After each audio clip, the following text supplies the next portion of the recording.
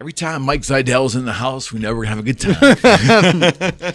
So no problem finding the joint, man? You got her? No, it was actually pretty easy. My GPS works, and I mean, I came up. It wasn't exactly as close as I thought it was going to be. It was a little bit further, but it's super, super sweet. It's a really sweet spot. It's a little bit bigger than your other one, and I'm digging it, dude. Thank you. I like the building. It's almost like I don't know how to say it. Like it's like a government agency where like the outside of the building looks like nothing's going on. It's plain, nondescript. You would never think this studio is inside this building. Yeah, right. I dig it. Yeah. Well, I told Tito, the crackhead who lives down the street, if he saw your truck and you looked lost, to tell you where to go. So. Good. It's a nicer part of town, though.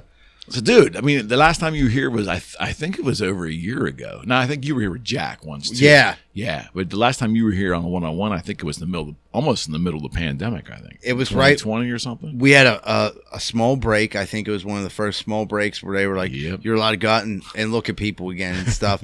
And things were still going crazy, but I remember that. Because I remember some of the stuff we were talking about, but it was high school football season, and they were not letting the family into the games. Yes. I remember that. Yes. Now it's in 2022, and the world is pretending that we're back to normal, but we're really not. You know what I mean? So you're all doing, obviously, for almost a year now, I guess you're doing live shows, right? Yeah. It's been going. As soon as it opened up, it was really good. Summer times for comics can be a little slow, but it's already starting to, like, the scheduling's already picking up. So this will probably be every year should be your best year when you're this young in comedy. So, like, I predict, like, next year or this year coming up right now is going to be, I'm going to get more stuff going than last year. What the hell is up with this DVE thing? So, dude. WDVE. My man Croft, fucking Bill Crawford, childhood friend, is on there, and he's been on there for like 12 years, and actually been on there longer than that, but I heard him on there. I'd listen all the time, and like I started hearing, I always hear comedians on, and when I started doing comedy, I'm like, Croft, can you get me on? And he was like, yeah, I can get you on. He said, but why don't you wait till like you got some shit going on? Because at the time I was like, we just talked about it. I'm recording a podcast in the basement. Right. I got fucking maybe 6 or 7 minutes of comedy I can do on stage if I stretch it. You know what I mean? I'm not really. And like to come out and like get that chance to go on DV, like you want to have something going on. So if people go check you out, they're like, "Oh wow, this guy's legit." Right, and right. He had the foresight that I didn't. So like, I didn't really bother him about it. So him, Jeff Conkle, and like Randy kind of all got together. They had an idea. We decided like to do this gear grinder segment that we do on Greenfield's Finest podcast. And we did the one, it went really good. And then they invited us back.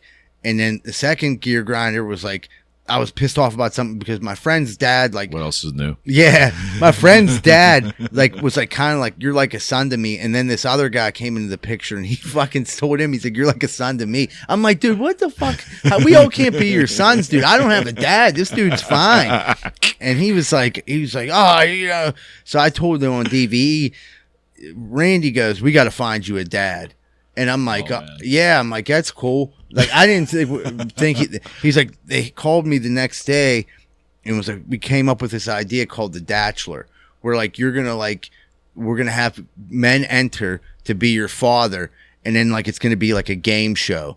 And you're literally going to have to write up questions for the dads, and the winning dad, you guys get a day at the Pirate game, golfing, gift cards for North Shore Tavern and things like that.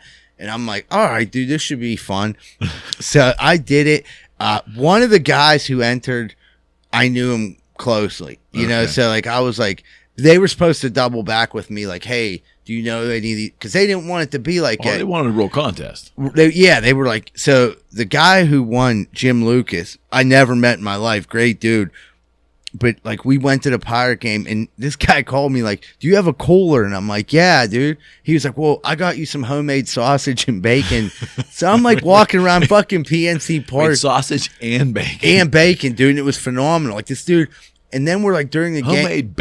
Homemade bacon. My man got some time on his hands. Yeah, no shit. I'm like, that's good dad material. You know what I mean? Like if you got enough time to make bacon, cuz like you must have made some right moves in the financial world. And we go to the game, we're having a good time. And I bring my buddy Jack. He brings his stepson, Jamie, who's super cool dude. We're having a good time. He starts hammering the Mike's Hard Lemonades. And I'm like, we're sitting there, and next thing I know, we're talking about bacon and sausage and baseball. And he starts to give me like life advice.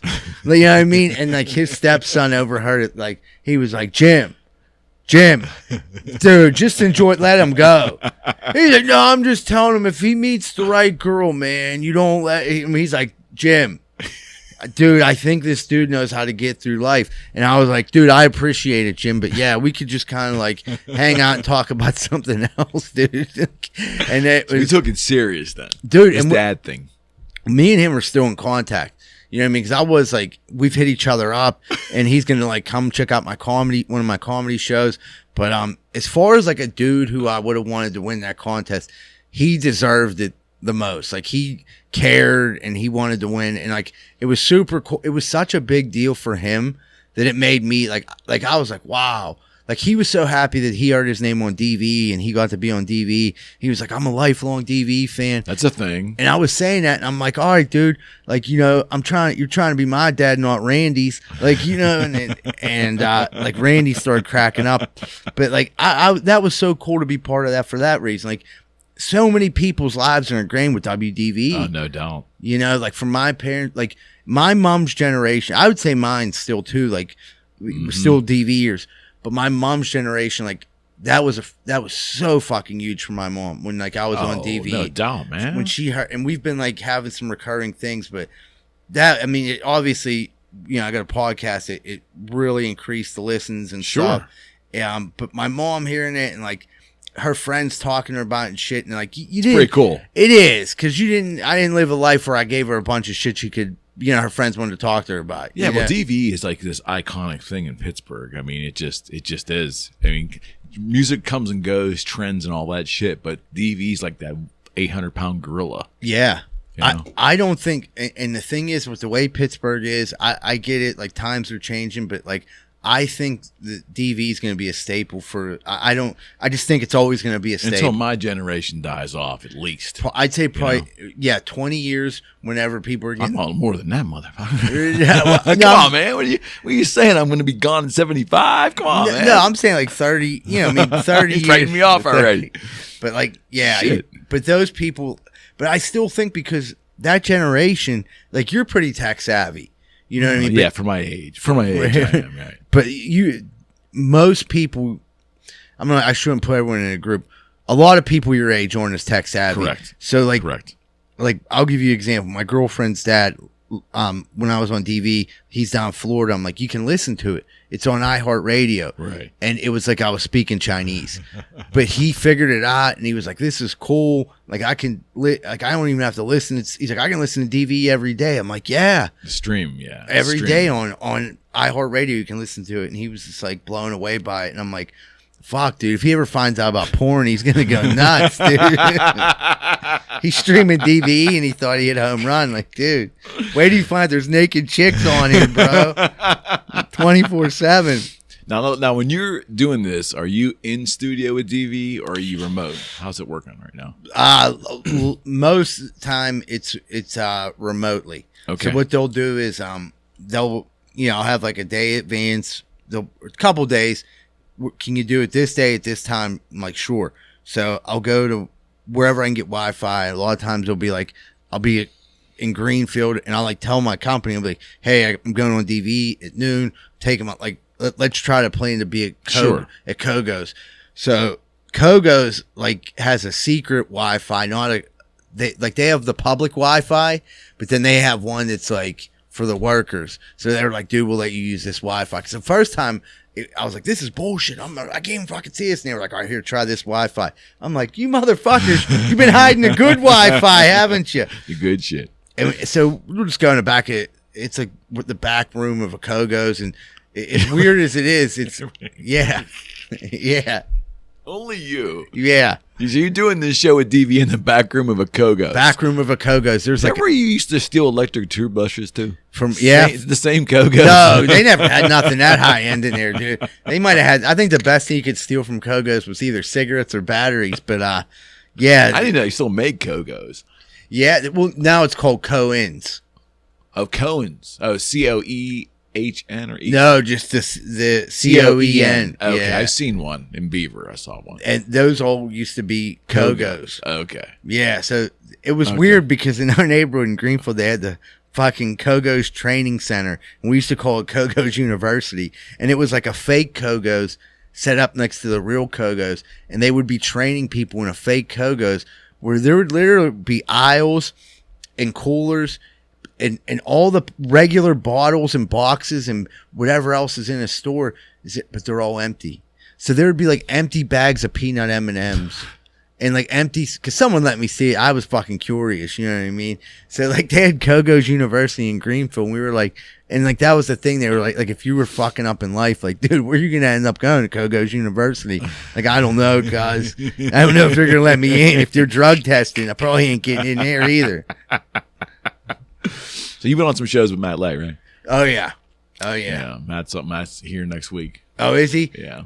I mean, that dude, if it wasn't for him, I would have never been down the Pittsburgh Improv. Right on. We just did a show together. It was Enclave, and it was one of his dirt shows where he does like a lot of like crowd interaction stuff, a lot of like bringing people up, fucking with them, but like, you know, they're volunteering. They want to be up there. Sure. And I think one of it was pretty cool. They had like chicks licking whipped cream off each other, and I'm like, this isn't bad. Who doesn't like that? Right. I'm like, this isn't bad. It was tough to follow that, but I would say damn near impossible, probably. Yeah, but that's I would unless say, you were looking off of Jack, right? Unless Jack and his big giant nipples go up there, and I just start sucking on them big old pepperoni nipples, and I could probably get a couple. Woo-hoo! That's about it, though, guys. It would take me fucking 4 minutes to suck on them nipples. That's how big they are. Oh, Christ almighty. So who was else, that last show, who else was on that bill? The Matt Light one? Yeah. It was Matt, Jeff Improv, Conkle. right? No, that was the Enclave. Enclave, that's right. Jeff Conkle. I'm missing a key person here. It was me, Matt, Jeff Conkle, maybe it was Marcus Cox. No, it wasn't Marcus Cox. My buddy Sholey was actually on. Anthony Sholey. I'm trying to think. There was 4 of us. Everyone did pretty well. Oh man, I feel like a fucking. Do you prefer, like, again, because I'm a novice when the whole comedy industry. So the shows are generally like there's generally more than one comic, right? When you go, there's a headliner. Usually, how's that scheduled? Like if you're going to like a regular base comedy show, there's usually 3 people: the host, the opener, or the host, the feature, and then the headliner. That's how like I've been taught. And the host comes on and off, right? Yes. So like he's in the whole game. Okay. Now, have you hosted shows? I've hosted some. I'm about to go through a rigorous hosting phase. I think I'm getting brought into this hosting. Well, when you say, what do you mean rigorous hosting phase? Well, because I'm not like I just never got asked to host really, and I literally just got 3 calls this week. Like, can you host this? And one thing someone told me was, you never turn a hosting gig down. Got it. Because there's so much to learn there. And I was like, really? And they were like, yeah. No. They were like, trust me, it makes you a better comic. And I just didn't have a lot of opportunities to host before, but I'm like, I'm going to take these hosting gigs, you know, if they help. And then plus I'll be up there. I love doing comedy. Do you, and we didn't really get into this last time you were here. I wanted to, like, the process to write comedy. Do you write, or do you still have a good memory? Is it a combination of both? Like, imagine I don't know, everything is potential material, right? You're getting ideas all day, work, home, doesn't matter. No, something will happen. Something always happens. Something will happen. I'll tell you a crazy story that happened. This happened the other day at Costco. So when do you see you with convenience marts, man? No, Costco, the big box place. Yeah. Okay. So I'm about to go to a cookout, and I'm going down there, pick up prescription. Wasn't ready. They said we'll be bringing 20 minutes. I said, you know what? I fucking want to go to this cookout. I'll be back before 6. see this chick in there, drop dead gorgeous. Like, you know what I mean? She's not paying attention to me, but every guy in there noticed her, drop dead gorgeous. So I'm walking out to my car, and she happened to be 2 cars over, and she was like, excuse me. And I looked over, and she was like, are you Mike Zydel? And I'm like, yeah. And I'm thinking like, oh, okay. So you must know me from fucking DVE or the podcast or comedy. Like, I'm thinking like, yeah. I'm like, I'm going to be completely honest. Like, I'm like, I hate to say this. Like, I don't recognize, like, how do we know each other? And she told me, she said, well, a long time ago, we were on the same team for T-shirt league baseball. I said, really? I said, what? And she said her T-shirt league baseball. She said her name, and it was changed. So like, I'm like, wait, you were that person? You know, I don't want to blow up their spot, like, you know, because if they're, but I'm like, so she used to be a guy, you know what I mean? And like, dude, it wasn't like I really wasn't. I could say this. I didn't get uncomfortable about it, but I just didn't know what to say after that because like I'd been checking her out now, you know, and like she was like, you know, I just seen you in there, and I do remember like this person was like a little bit of an outcast, like, but I remember like my mom, like we went to the zoo the one time, and like I kind of had like a small, you know, couple interactions more than the other kids did, you know, like, and I was like, what are you trying to say here, Mike? Oh, nothing. I guess he felt comfortable, or she felt comfortable because, like, you know, I didn't make fun of when he was young. But I'm like, you know, I was just like looking. I was like, man, it's unbelievable. And the next thing dudes were like, dude, would you fuck her? I mean, what are you saying? And I'm like, nah, like, I know, you know what I mean? But here's the thing. If she went out down the south side and just as herself, like, you know what I mean? Dudes are definitely going to try to smash. I mean, 100%. You know, and they were like, well, you know, well, I mean, you know now. And I'm like, well, yeah, I wouldn't. I got a girlfriend, first off. Second off, no, I'm not banging the woman who was my former teammate that transitioned into a woman. And now she's kind of hot. And like, no, I'm not. What position did she play? Do you remember? Yeah. Outfield, right, left. Like, she's like a right fielder, like coming in and out of the game, you know what I mean? Like, play a couple innings. Okay. Wasn't really athletic, and like when she said that, I was like, kind of like, I seen it in the face, and I was like, and to be honest, I was like kind of happy for the person because like I remember as a kid, it wasn't like a real happy kid. Yeah, I get it. But as an adult, it was like, well, I get it for sure. You know what I mean? I was like, you want everybody to be happy. Yeah, I was like, I think like the older I've gotten, the more like. I'm like, hey, man, that's just like fucking who you are now, you know? When I was younger, I was like a little corn dick, you know what I mean? I would have been like, well, why would you do that? Like, the older I get, you mature and you're like, nah, man, you know, people do what they want to do. Yeah, I think you're right. I think it's I think that's just part of growing up. Yeah, like and being more accepting of the world. I think if I'd be fucking lying right now if I said I was just as mature 20 years ago as I am today. And I feel like that's one problem. Like, people don't, like, a lot of people, like, make major growths and you expand your mind, you're fucking in tune with the world, and you're like, right. Stuff that you not understand now, you're just like, oh, I get it. Yeah. I get I understand that I don't understand, and that's the point. Bingo. You just nailed it. That's it. That's it. And I think to get to that point, it takes some humility. Yeah. And I think if you pay attention as you get older, you get that humility. It's there if you want to use it. Yeah, and I think it's important to understand that you don't understand. Mm-hmm. You said humility. That's one of the biggest things in the 12-step programs is like, if you're getting, you know, they say ego is like the acronym for that is easing God out. But like they very heavily preach humility, and I'll be like, and I try my best to be like, you know, like, well, if you say I'm humble, then you're not fucking being humble. But like, I do try to practice humility. Like, yeah, not everything's about me. And well, it's an easier way to maneuver life. It sure is. It isn't enticing to a younger person because everything's like, you know, your eyeballs are so wide and you're just kind of grabbing it all and like, you know, mine. But as you get older, you realize it's easier if you're a little humble. Yeah. Things go generally a little easier for you. Yeah, you sure do. The podcast, man, we got to talk about this podcast, dude, because I I was fascinated 2 years ago when we first met. I'm like, these guys are insane. And I started watching. I'm like, these guys are insane. And I was impressed that you. Now, help me understand this.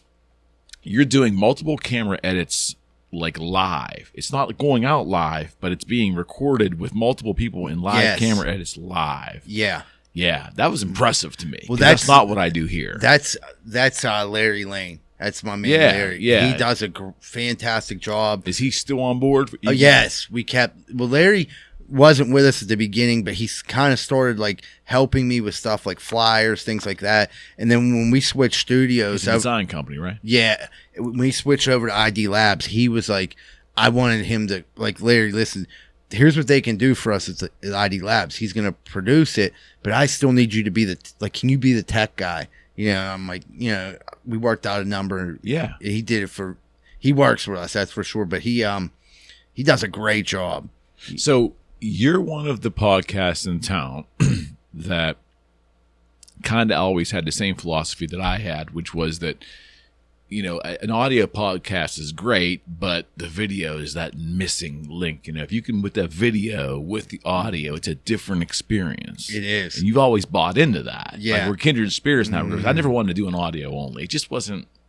Neither did I. I had to start that way, though, because what we had to start with, it was like, we didn't know anything. Right. You know, right. And it was like, the only podcast I could say that the number one thing you'd hear about is when I started was Joe Rogan. Yeah. And I listened to Joe Rogan. Me too. So like, I'm like, people don't, but when you're trying to be like, when you're, you know, being funny, being yourselves, it's four guys sitting there, you're giving visuals of situations, like the reactions on other guys' faces are fucking priceless. And like, you miss out on that, I think, with when you just do audio. But a lot of people, our audio is a lot higher than our video, but but I would still put a video out every week. Of course. Because I think it caters to a different audience. Too. Yeah. Like, if it wasn't for Joe Rogan's experience and the birth of that podcast, we wouldn't be sitting here. Yeah. I just got addicted to not only the content, but I got addicted to the unvarnished nature of it, the back and forth, the layout. Like, you know what I mean? There's something going on with this thing. But I had no interest in doing an audio only. But so many people are still doing audio onlys, and it's interesting to see. I think some people want to do video, but I think it's just too darn complex. And I don't think it's that complex, to be honest with you. If a guy like me from fucking Greenfield, who used to be a complete total idiot drug addict, if he can, you don't even got to figure it out. You just got to find a guy that can figure it out and be willing to pay that guy. I mean, I'm going to be honest, like in a good way, I'm busier now than I've ever been in my life. And like, I probably wouldn't have the time to edit it and everything like that. But like, that's why Larry is so crucial, because he not only does he do it, he does a good job. He's very professional. And it's like I need a Larry. Like I needed Larry in my life, to be like, hey, well, I can do this. And cause he speaks computer and I don't, I'm a little bit tech savvy, but not to the point where like, you know, he was editing videos on another level and like coming up doing these animation cartoons. Oh yeah, didn't he do the intro for Jeff Greenfield's podcast? Yeah, is that right? Jeff Green. Yep. Yeah, that's good stuff. I just think again that the video, the full video production just gives the person more reason to buy into it. You know, because it's like if they put it in the corner of their screen while they're working, it's there, and you can see. And tell me this too, when I'm looking at the dude. Like, and he's telling a story or he's giving an opinion. Like, you know, I like to look at them. Of course. I'll be like, what's this guy? Because you miss so much if you don't have that. I like, wait, is he telling the truth? Is he rolling his eye? Like, you know, and people catch out onto shit quick. Like, there's been times we were talking about you on a podcast, someone rolled their eyes. You get fucking messages from people like, there, I seen when he rolled his eyes. And you're like, wow, you know, you don't even think about that. Well, people were vested into it. Like with Rogan, I noticed that like he has become in my opinion, such a good interviewer. Yeah. That sometimes he'll get people on some sketchy subjects, like some of his UFO people. I want to see them. Yeah. To see if I actually believe that this guy believes what he's saying. Right. Like if he gets like a George Knapp on, guys like that. I think those are legit, but he's had some other people on that have been kind of far out. I was like, I want to see it. Right. You know? I gotta ask you this. Good. So where do you stand on UFOs? Because I have my opinion. I was just wondering, like, I absolutely believe that everything's so big and vast to be impossible mathematically for us to be alone in the universe. It's impossible. Have they come to this planet? I'm going to err on the side of something has come here. Yeah. I just believe there's too many instances of crazy shit that have happened that can't be explained. Right. There's too much of it. Some of it's probably hoax. Maybe a lot of it is.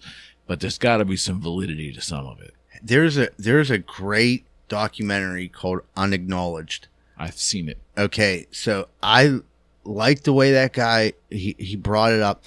I fucking went and downloaded the app after the thing, the one where you like it puts you in a train, you know. And was that the doctor? Yeah, Green. I think his name was Dr. Green. Yeah, he's been kind of like proving some of his shit's been bullshit. I think some of it. Then the little alien guy. Do you see where it was the little alien? No, you're fucking killing me. He had a little skeleton or something, and he was saying like at the end of the show, this was the alien. And they basically found out it was a premature childbirth. Hundreds of years ago. Oh fuck! You gotta watch that. And I don't think Stephen Green, and I just thought it was interesting. Like back, it was 2001 when they did that big press club thing. Yeah, and why does it like that just got so swept under the rug? And like you know why? Well, was that? Did they do it right around 9/11? I think it was 2 months before 9/11. Okay. And then all the conspiracy theorists were saying, "Oh, 9/11 was to squash that." Yeah, I mean, you'll Sounds never. Fishy. If you start fucking digging, you're gonna You'll waste your whole life. You'll be out there with a shovel your whole fucking life. Sometimes I'll accept bullshit just to start. Oh, what digging. do you believe? I believe that there is aliens. I firmly believe that. I know I'm gonna sound like you've been Beltsuver, right? You've seen him. Yeah, I bought. Yeah, dude. I think I smoked enough crack. I started talking to one. I turned into one. People are like, "You're not from this planet." I turned into a gray dude from doing drugs for so long. But yeah, I definitely think there's aliens. I do think that they're. I don't think that they're there to hurt us. Yeah. I don't think they're out to get us because they could have. I would think, because if they're coming here and obviously I don't think we're getting there. Like they're so technology advanced, they could just fucking do something. You know what I mean? They could wipe us out easier. And I feel it's almost. I've heard so many stories about where the nuclear reactors are at, and where the nuclear missiles are at, about them getting shot down and things like that. And I'm like, was I there? No. Do I believe some of the? Yeah, I do. I guess maybe I kind of want to believe, but I'm like, maybe they were trying to tell us something like, don't destroy the earth, man. This is your only place to live. What if we are just them millions of years in their past? What if our future selves, generations of our future beings are now here, coming back, making sure that, we don't. Like another dimension. Or also, let's say mankind, let's just say, we're getting deep. Let's just say the Earth, fast forward the Earth and us on it, fast forward it like 1 million years. Okay. So in 1 million years from now, what if we figured time travel out by then? Yeah. We are coming back. To check on us. Yeah. I don't know. It could be. I don't know. It could be. I was Which is freaky as shit. It sure is. I kind of wish my future fucking self would be like, listen, dude, here's what you got to do this year. Like, you know what I mean? But it gave me a heads up, like, buy fucking Dogecoin now and get rid of it on fucking January 15th. Like, you're going to be rich. But, like, that would take I don't know, like, I sometimes, like, have stupid fantasies in my head like that. Like, oh, I'd love to, like, meet my future self. And he gives me, like, but I feel like if I ever did get, like, an easy way out, like a lottery ticket or something like that. And like, I would love it. It would be great. But I feel like you would miss so much of the journey of life. Uh-huh. And like, just every day, like, dude, I was like saying today, I hit up my buddy and I'm like, dude, I'm just feeling down and out, I've been in a weird funk. Uh-huh. And he told me, he was like, gave me some really good advice and just keep going. He's like, dude, I'm here for you, bro. And just like pointing out some like positive things about me. And it was actually Matt. Yeah. And it was like, it made me feel good. It was like, that's the thing. Like whenever I have like feelings like that, I feel like putting them on social media doesn't help, but reaching them out, like I've never been that guy, but like reaching out to a friend, you're like, hey, you ever been in a funk and you just feel like you can't shake it? And they're like, yeah. And most people like and say, what'd you do? And it was like, you just got to remember like where you started. You know what I mean? Where you could be, where you could be in a year if you work hard, where you could be in 2 years from. He's like, you know, just think about that, where you started and where you could end up. And I'm like, man, I think my biggest problem was not. I started to enjoy the moments of like when shit happened, like being on a DVE show. That was super fucking cool. Sure. Coming out here tonight, like well, thank you, man. I got weird thing is I got a vehicle, I got gas. It wasn't like I was like, oh, I got to drive out there and I'm gonna fucking not selling electric toothbrushes to get gas money. Yeah, it's like, dude, I got a real stable job, stable home, and like I just never thought. I don't know if anyone out there is listening. It felt like I before, but I never thought I would achieve any of that. Like a driver, I just felt like I'd be like in existence in society. Yeah. Now, like the older I get, I'm fucking into aliens, and I bought this app that's supposed to help me communicate with. At the end of that movie, where everyone's doing the fucking trans guys, you're gonna see me in Greenfield on a hill with like 6 hills. Okay, that's when it got weird for me. Like I think I turned it off like right around the. I don't know, like 10 minutes left because they were doing like they were trying to sell you the app. Well, I didn't get that far, but I saw them like holding hands and doing a seance kind of thing, sitting in the field and all that because it was kind of normal up until that point. Yeah, and I mean that's what they dude. Like okay, I missed that. I drank the Kool-Aid. Okay, I drank the Kool-Aid. You were in deep. I was like, what's the name of this app? So like I immediately went on the app store and it was like, it's $3.99 a month or $8.99 for a lifetime. I said I'd have to be a fucking fool to not spend $8.99 on what this. What a sales hook, right? I'm like, that is the best deal. I was like, dude, them idiots who are paying $3.99 a month, suckers. I got it for life. And I was just like, and you know, it was kind of some good. Like I've been fucking with it for good content too. But like, a part of me was like, I wonder if this really worked. And here's the thing, like. I don't think the aliens are going to try to contact me of all people. You know what I mean?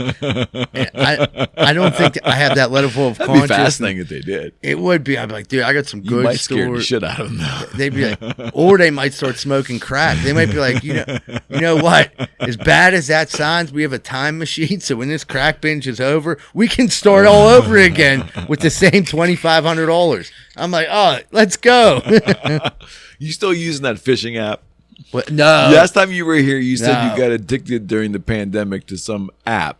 No, it was a video game. It was you would go fishing, Planet Fishing, and it was I was fishing from my living room, and I got on the TV or on your phone. On my TV, so on my phone. That you look like an idiot. So I'm at my house, and yeah, I would go after fryers, and I got like I'd probably spend a few $100s on boats and rods and reels. But you know what sucked me in? What got me like trying to be like big dick it and buy the big boats was getting in these fucking group chats where like people would like pull these fish and I'm like, I'm not getting anything like that. I'm like, yo, you need to upgrade to the XP fucking whatever something boat, and you need to get a passport to go to Africa to catch these kind of fish. So I find out like the passport to Africa was like so many points, but you could buy points. So I'm like, fuck it, I'm fast tracking it. And next thing I know, I'm down in Africa going around and I'm catching these crazy fish and I'm posting them and I'm getting 3 likes and I'm fucking happier than fuck. I'm like, I knew I could do it. Was there like a jackpot to win? No. Was there any money There's involved? There's no end to this. Like you literally just go catch fish. Guys will like, I'm out of the group, but when I was in the groups and listening, people would come up on the message boards and start like messaging you like, hey, if you go Lake Windsor right now, go to the middle. It's really hot. They're really biting. So we go out there and we could all see each other because we're all on like, you know, in our boats and like this I mean, how fucking weird is that? Dude, I mean, with headsets on talking to these dudes. The pandemic did some strange things to people, man. Oh, dude, it had me fucked up. Like, and then, you know, it was weird because when it ended, I was like, what the baseball card thing was, that was for a while was going on. I still do that. Okay. But that was like, that was a weird coincidence. It was like, my really good friend passed. I was like fucking searching for anything to fill the void. And I don't know what took me to cards, and I just got curious about them again. And then like I got into it. I started buying them. I started opening them. I realized you can't keep opening them. Like you're going to go broke. Right. So I'm like, how can I like keep doing this and having fun? And then it was like the fucking going to the flea markets, and I started doing all this research. Or camping out at the thrift drugstore. Yeah, I'm fucking standing down at Target at 6 a.m, waiting for them to open because they got a limited 2. And you know what happened was, dude, like literally a lot of that element got taken out because Target stopped selling the cards in the store, the good ones, and you can only buy them online. Now tell me this ain't fucked up. You can only buy them online. You're not allowed so many at a time. But when they release them, you have these dudes that have bots that literally buy up all the cards. So none of us like regular. So I just said, fuck it. I'm not even going to try to buy them on the secondary market, on the regular market. And I lost interest with newer cards, but I still love the older ones. The older ones from when I was growing up, like the Jordans and the shit like that. That's more speculative anyways, right? Right. But I kind of did like the new guys, you know, like the Joe Burrow, Justin Herbert, shit like that. And I did score some nice cards over the past couple of years. But didn't you say you had your living room like just for like a couple of months? There was just shit everywhere. Dude, my girlfriend wanted to fucking kill. She might be. Like I've never. How does she put up with you, man? I've never been so fortunate in my life than to meet her. She's like, she fucking, when they say like, you know, you guys come together, you complete me. I'm like an eighth of the pie. And she's like the other 7 pieces. You know what I mean? All I bring to the table is, I don't even know anymore what I bring. But she like fucking, but she let it go because I was, you know, but then we end up turning the one room into like a sports memorabilia room. It's a smaller room. Okay. So we like keep everything in there, and she was like kind of happy about that because it all had its place. Yeah, and like she was like, you know, you can like label this, and she had all these ideas, basically like get these cards the fuck out of my living room. I'm like, okay. I notice how she said my living room. All right. Well, yeah. All right, listen. Go back to the origin of this podcast. I think you might have touched on the prior show, but let's go back. How did the idea of doing Greenfield's Finest start? Where did the name come from? So I was doing a podcast with a couple Pittsburgh comedians. I was really new at the time. It was Colin Chamberlain. Give me a year. It was 2019. Okay. It was 2019. Okay. So I'm really new to the scene. Colin Chamberlain, Ray Swadney, and Seneca Stone were doing a podcast called Chill Seekers. And like they would go out and like bowl or go karaoke, get all fucked up, and come back and talk about it. Okay, no, wait a second. So let's back that up for a second. So is Ray in New York City now? Yeah. Is Colin in New York City now? Yeah. And Seneca's still here? Yeah. Although he travels a lot. He travels, but yeah. I had Seneca on the show. Those two are still, they're up in New York. Okay. Doing pretty good. So they had this Chill Seekers, and we're at an open mic. Colin's running the mic. I'm like just talking to him, like just like me and you were talking, and he was like, dude, and he kind of changed the whole trajectory of me doing comedy because he said, dude, you need to go, when you get 5 minutes, go tell that story you just told me. So I went up there and I did, and I got some laughs, you know, it was like different. I was trying to write material, and like you could see I'm not like, I wasn't myself, you know. I was like, hey, did you ever fucking notice this? You know, you're like almost like a Jerry Seinfeld type, like. I just wasn't, it wasn't me, and it wasn't believable that this was coming out of me. So then I started telling regular stories. We said, dude, come on our podcast. And to me at that time, that was a fucking huge deal because those guys were like, they had nights at the Improv, and I'm like, dude, that meant a lot to me. So I go down, do their podcast, tell a bunch of goofy stories, have fun. Podcast is over. Colin says to me, you should start your own podcast. You should call it Greenfield's Finest Podcast. I said, really? He was like, yeah. So right before I wanted to do it, I was going to do it. Another buddy of mine, Joey Welsh, had a podcast. He was like, if you want to join ours, come on. Joe's a fireman. The other guy on the podcast is like, I think he's like works for the Water Authority. You know, at the time I was like removing asbestos. So like, I didn't give a fuck. So like, I go on there one time and they're like, doing this draft about like the best this, and I'm just like, this is fucking stupid. You know, I'm like, fuck this. And I just started telling some story about me smoking crack with a sales rep that I met and we went to a Washington Wild Things game and drank $27 beers, and we were out on it. And like, he was like, listen, dude, here's what you need to do after this show. He's like, if you want to do all your crazy shit, you do your own podcast. And it just clicked. And I was like, who would do it with me? And like, I was like, Jack, who was his brother. I was like, I got to get Jack. If I can get Jack to do it, I can do it. So I talked to Jack, and I'll never forget it. Jack was like, we'll do it for fucking 6 weeks. After that, I'm done. But we'll make 6 of them. And literally, like, we went the first one, the second one, the third one, four. You know, the numbers weren't great. They were, you know, you're breaking. Yeah, but it takes a while. It does. You're like, you know, then you break 100, and you're like, you know, the one episode. Now, is this video or just video? At the beginning, we only did audio. Only. Okay. Audio only, and then we, you know, over time, we just got like, we went from this studio where we couldn't record with audio or video to a studio where we could, and it kind of changed things because then we had ideas like, we can cut these clips up, put them on the TikTok. Yeah. But that took a while for us to learn to do all of course that shit. But and as we kept doing it, people were liking it, and you know, it wasn't people that were our friends. It was interesting. Which was like, that's where I really was like, oh, you're reaching out. Yeah. Yeah. I'm like, and I was meeting new people, which I love meeting new people. And I'm like, dude, I love, of course. And like, we were working one day over in Squirrel Hill, and I had my podcast t-shirt on, and a dude fucking just pulled over and stopped. And like, I'm with my boy Rosado, who's on the podcast. We're blowing leaves out of a yard. And the dude was like, yo. He's like, fucking love the podcast, bro. And I was like, you see that, cuz? We fucking made it. And, yeah. It's a good feeling, though, man. It sure is. I mean, dude, anytime, if I go get donuts on the south side, at this one spot I go to, and the people in there know me, they'll ask me, I mean, it just feels good. You're doing something, people enjoy it. I get it. No, man, I mean, you know, it's corny to say it. I probably never have actually said it on any podcast, but I'll say it now. I mean, I've been places in town where people were like, hey, man, we saw that bald head. You're that guy with the podcast. Like, so it's a reaffirmation that it's reaching people. That's all. Right? Yep.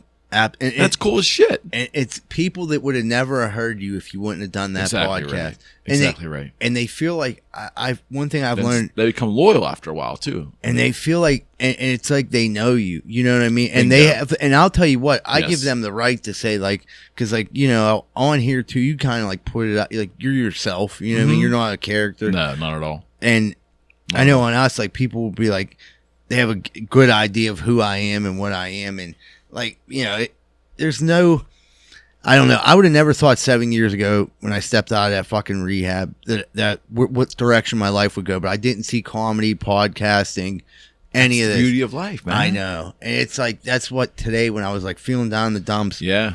Kind of like what, you know, Matt brought up. He was like, just think where you'll be in a couple years, man. Look where you've come from. Right. You know, if nothing happened, if the comedy went off a cliff tomorrow, the podcast went off a cliff, look what you've done. Yeah. That's the thing. I think you're not quite old enough yet to get to where I'm saying, because I think when I look back on my life now, if this all ended tomorrow, if this studio burned down, let's hope it doesn't, or if you know, let's say something changed in real estate and that would fall off, and I had to go drive a truck, I would do it.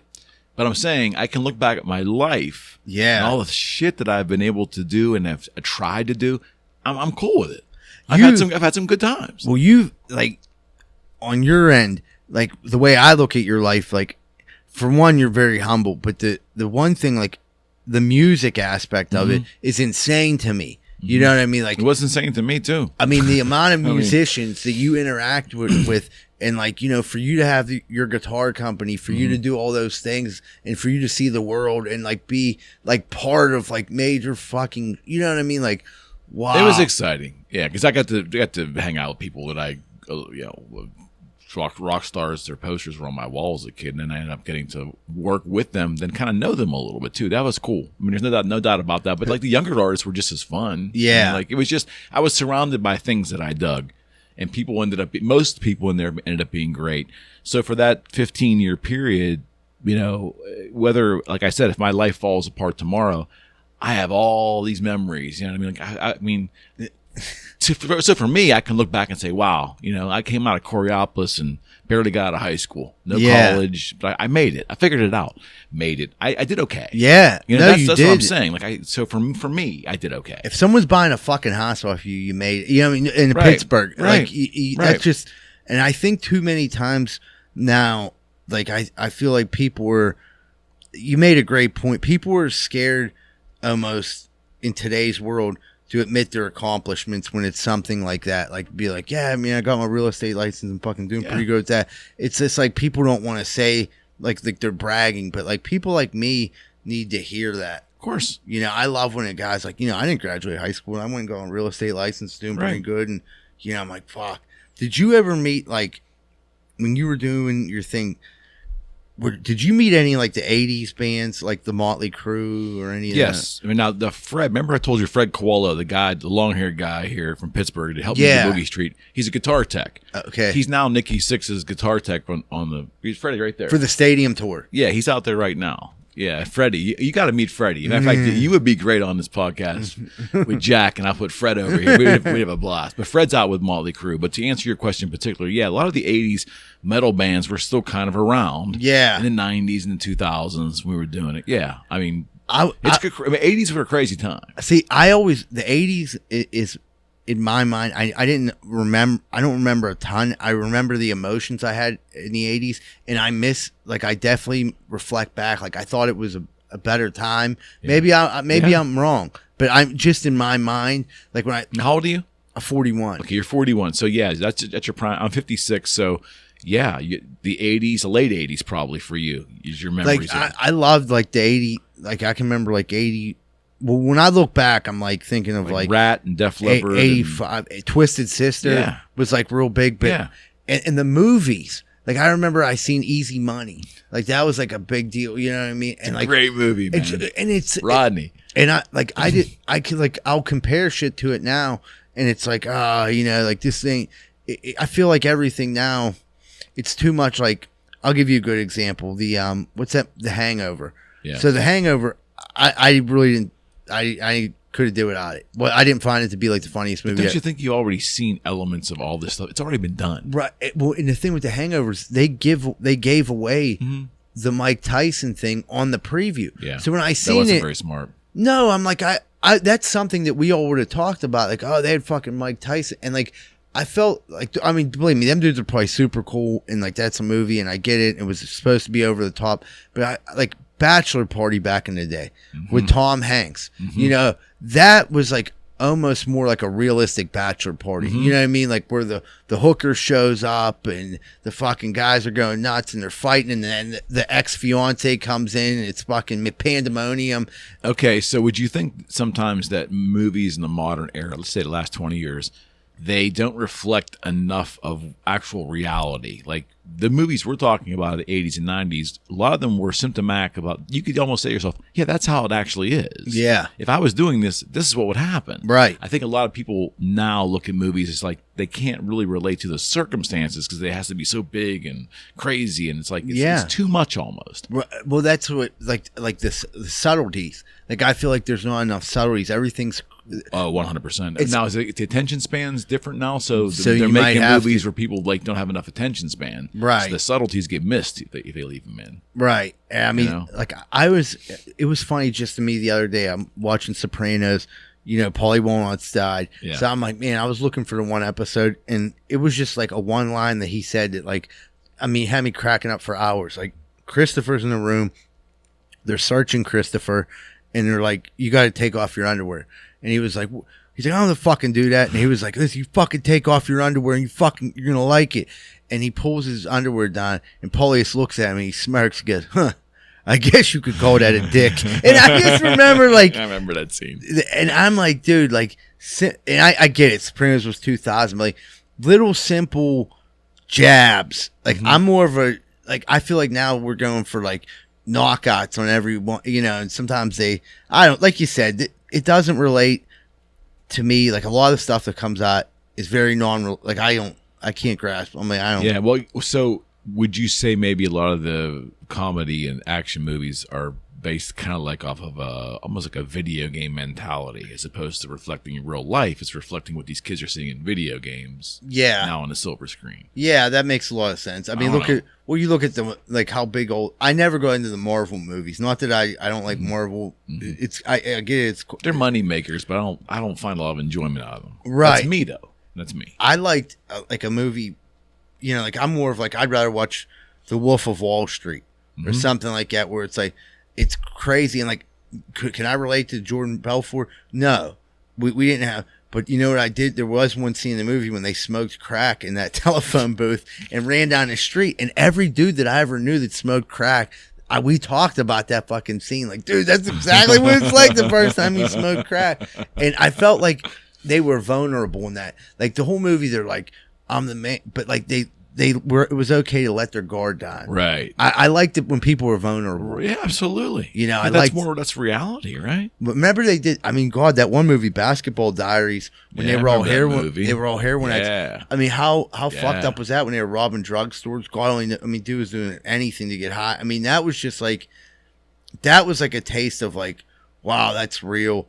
Did you see the Michael Keaton Dope Sick 5-part series? I did. Well, when was it? It was probably came out 6 months ago. Oh no, I haven't seen it. So it was. What's it called? Dope Sick. It's like. Is it on Amazon or is it on? It's on. It might Netflix? Be on Hulu. Okay. It's on Hulu, and I have to tell you, like as someone who is like lived that time, it'd almost be like. It'd be like someone who was a hippie watching Woodstock. Oh shit. That time, like that time. I mean, you're watching like how like. These pain pills come out. It was all about Oxycontins coming out and how they were pushing them on people. Oh yeah. And Michael Keaton's nephew actually overdosed, and I think that's why he got into this, like to do this role. And it was showing like Big Pharma how fucked up they were, and they were convincing people they weren't addicted or that these pills weren't. You know, and it's just like it was scary because they had like government officials sign off on it. Like they had everyone in their pocket. Like dude, they blamed it on the addicts, and people asked me. A lot after, like, do you think you would have gotten addicted if it wasn't for Oxycontins? And my honest answer, like, is yes. Because I had an addictive personality. Okay. I wasn't dealing with it. If it wasn't Oxycontins, it's something else. It was going to be something else. Yeah. No. Okay. So a little bit about my backstory is I have one brother. I lost him in '96 to heroin, and in '96 heroin wasn't as big in the news as it is today, naturally. Yeah. Okay.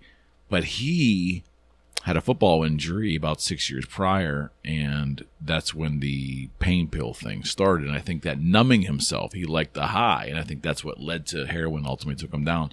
My point to all that is there's an example of where I think if he hadn't been exposed to the numbing of himself, yeah, I don't think he would have went that direction. I don't know. I have to 100%, just from what you said right there, I 100% agree with you. And I think there's a lot of people, unfortunately, that were like, you know, I think people, like in my instance, like they wanted, like friends were like, if there was no oxygen, you would have, I'm like, dude, I was kind of a fuck up. But there were some people out there that weren't fuck ups. That they just started taking pills because they told them it was okay. Right. And next thing you know, like now you change a person. You start giving them that medicine every day. You feel like you're fucking Superman. Don't take this away from me. Exactly. And then all your euphoria comes from this medicine. Well, guess what? Now, you know, you need too much of it. It's starting to get too expensive and on the prescription street. eventually runs out. Yeah. And the doctor doesn't wean you off it. No, and it's like, where do you go from there? Bingo. And you go to the street. What's this fentanyl bullshit? Because I don't have it. I'm not in that culture, so I don't know a lot about it. But I see it on the. What is that? What is going on there with that fentanyl? Well, fentanyl is just a drug in itself. It's like the strongest. I mean, it's so it's a medical drug that's used for medical purposes. Yeah, there's actually like it comes in like patches. Like it's primarily how I used to see people would get fentanyl patches. Like to get a fentanyl patch, you had to be like, it used to be like you had to be dying. Okay, so is it equivalent to morphine? It's way stronger. Okay, way stronger. So like an end of life kind of thing, like for hospice and things. Right? Yeah. So these fentanyl patches came out, and people.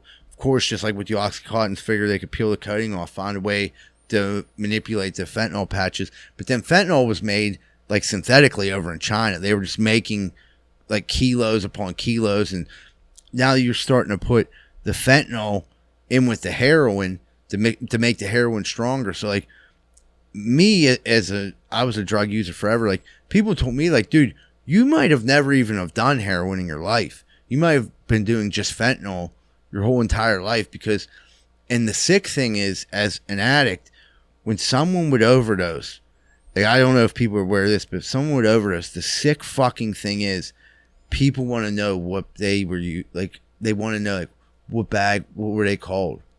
And they would be like, oh, they're called, those were the get high or die trying. And then people would flock to get those bags. Now that's like where that's insane. That's the mentality of that culture. Wow. I mean, I know from, being in, and it's sickening. It's almost like everyone's ready to go. And people won't come out and say it. They'll say, oh, we're the best dope set. But, when fentanyl came along, I'm not saying heroin was good before, but when fentanyl came along, it changed everything. I mean, they're putting it, like, they're making fake perks now, fake Xanax, and they have fentanyl in them, and it's coming up here. And, like, dude, there's, like, because, like, we were, like, street drugs or, like, pills and stuff kind of were, like, they made it really hard to get. Well, all of a sudden, there was, like, a surge of Perk 30s, a surge of Xanax bars, and a surge of this. All they are is they're manufactured somewhere else. Right. And they're not the real thing, and there's fucking fentanyl in them. And, you get killing people. I remember being in high school, like, oh, yeah, I was, like, 16, 17 years old trying to Vicodin.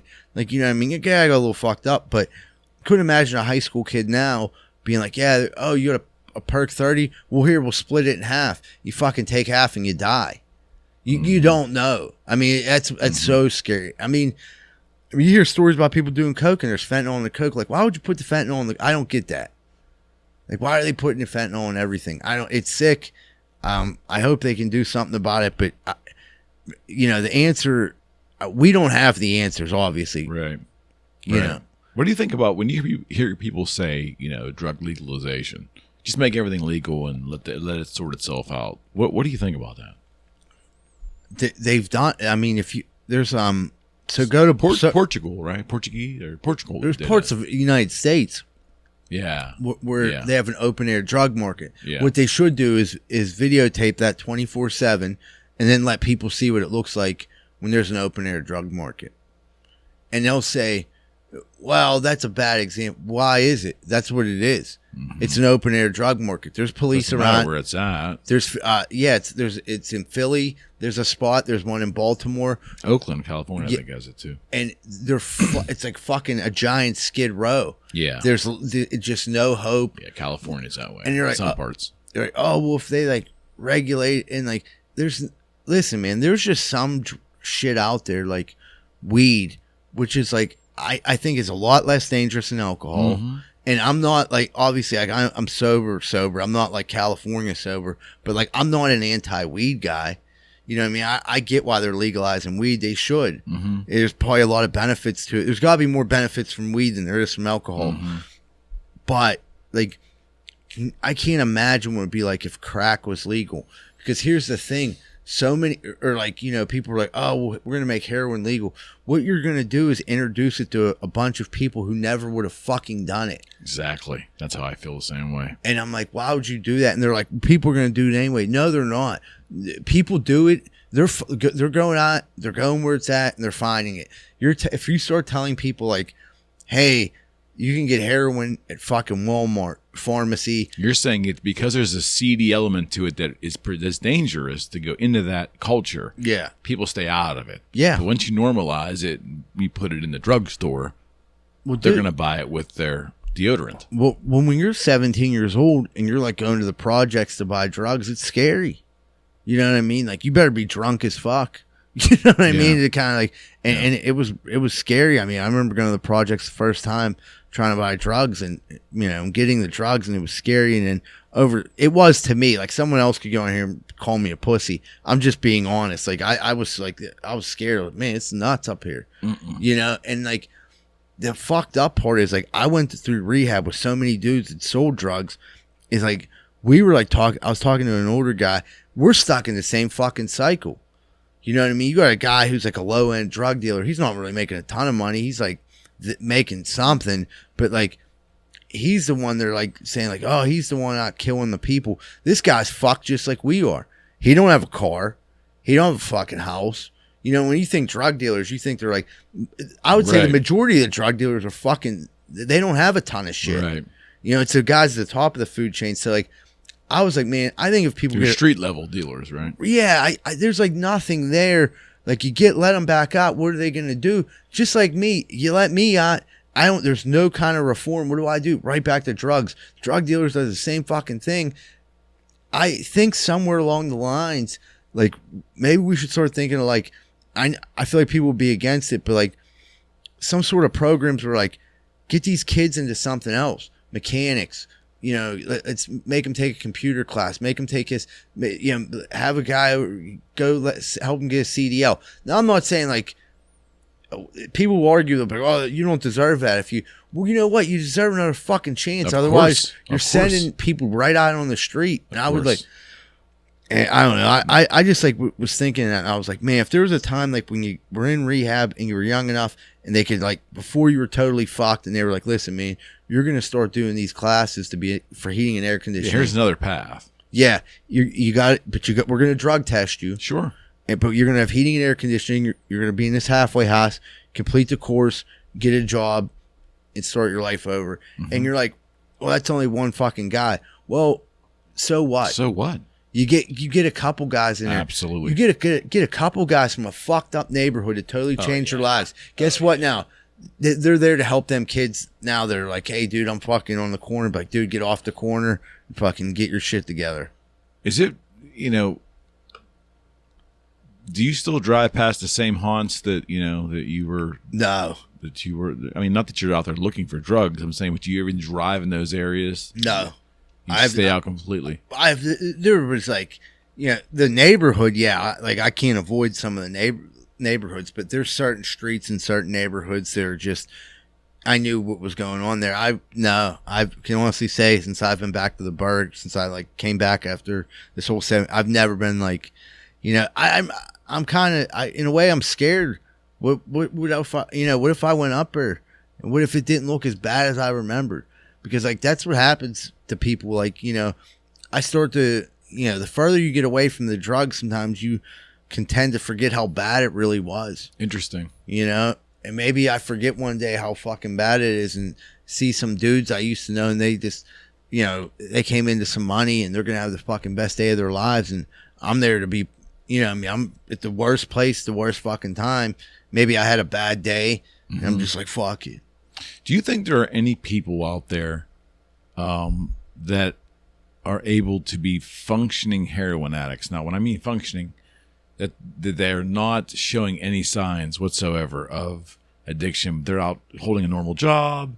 You know, do you think that's possible? Because you hear once in a while, like people say, "Oh, I experimented with heroin, did it for 2 months, and it was great, but I realized it was bad for me, so I just quit." I mean, do those kind of people, is it possible to do that, or is the lure so hard that I think anything is possible. I think some people unlikely?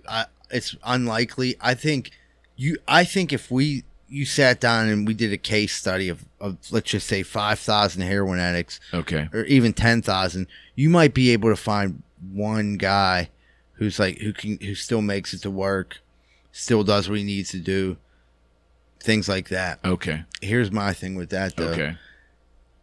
Imagine what that person could do if they weren't on heroin, if they didn't have to go get heroin every day, if they didn't have to be fucking high to be around their family. Because regardless if they're coherent or not, you're not the same person. Yeah. You know, you're not the same father. You're not the same anything. You're not the same lover. You're not any of that. Mm-hmm. So like you're basically not even participating in your own life. So like a functioning heroin addict, like it's almost like something people would shoot for. Like, you know, no pun intended, but that's what they would like. I'm like a functioning addict. Like to me, I always felt like that was bullshit. Like, dude, you're spending money that you don't have. You're fucking, I get it. You get up and go to work every day, but is that it? You know, but like you're saying, like if they're with their kids and everything. I mean, I've met people that have been on methadone for fucking 15 years. I know people that have been on for 15 years. Yeah, they go to work. They're in part of society. They pay their taxes. But like if they want to go on vacation, they have to go talk to the methadone clinic, make sure that they can get enough methadone to take this 2-week vacation and then go.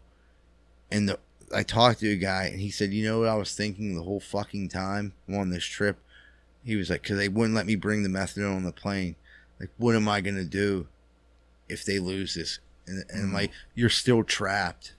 I'm not even sure I have a clear understanding of what methadone exactly is. It's like methadone. So I was on methadone for 2 years. What it was, like when I was on heroin, I was like, I wanted to get into a methadone clinic. That's what everyone told me to do. Not like to help me. Like the other addicts were like, dude, you may as well just start taking methadone. It was like a big addict. Like, so what does methadone do? Does it replicate heroin? It does, but like it doesn't block anything. So like you could do methadone and then go do heroin later. Okay. So it's kind of like like there's like another drug out there. It's Suboxone. It's more of like it has opiate blockers. So like people would take a Suboxone in the morning, you know, or one at night. Whenever the fuck they take them, they take them. But if they try to do heroin, they get really sick. Okay. Methadone was like, that was the fucking worst part of my life. Like hardest I ever did drugs. Because I knew every day I could get methadone. So I didn't need to buy heroin. So I started smoking crack. So when you take methadone, what does it do? Does it replicate the feeling that you have? Here's this. Yeah, in a way it does. Okay. But most people on heroin are intravenous drug users. Right. So it hits you like bam. You know, that's what you're looking for.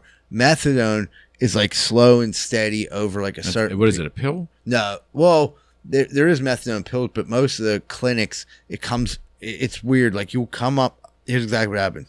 You'll walk up to the nurse's station. Mm-hmm. You show your ID. You have to have a methadone clinic ID. Show them your ID and make sure you're that person.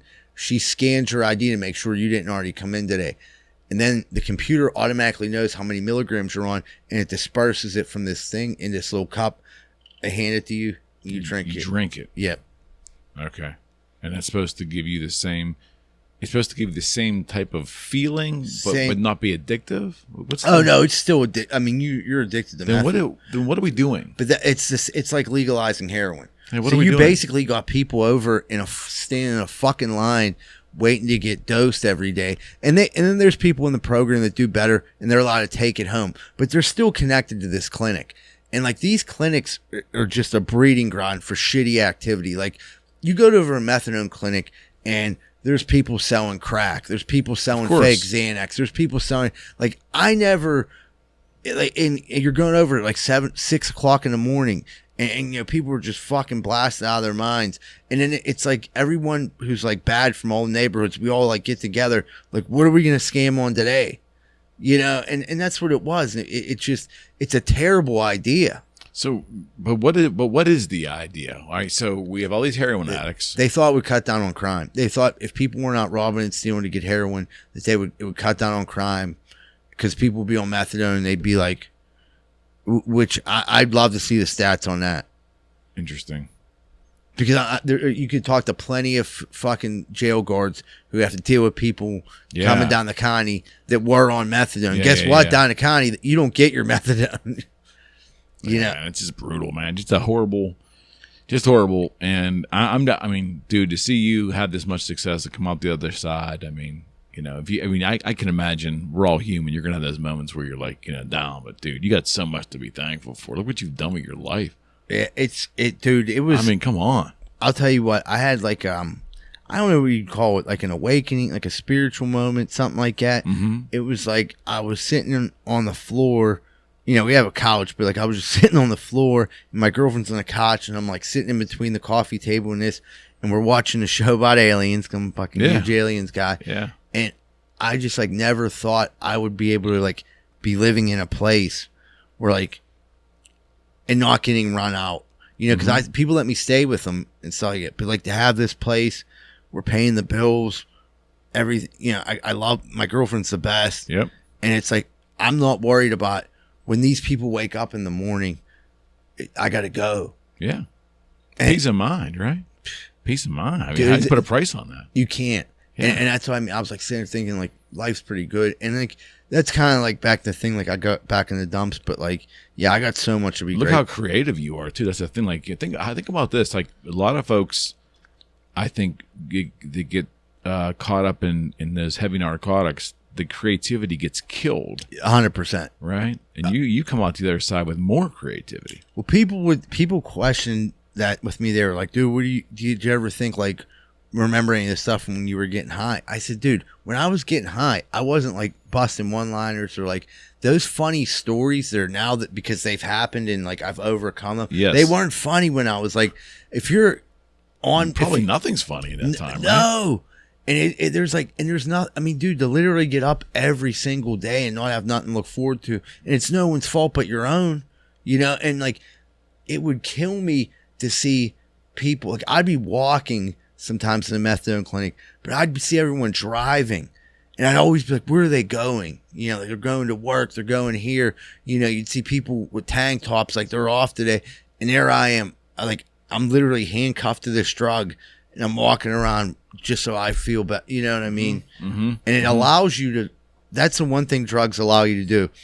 You can be a fucking total piece of shit, have nothing going on in your life, and it gives you a false sense of everything's okay. Mm. It's what it is. Interesting. And when that goes away, reality hits you, so you want to come right back up. You want to get high right away again because you don't want to face reality. I'm sitting here broke. We're kind of like squatting in this house. Yeah.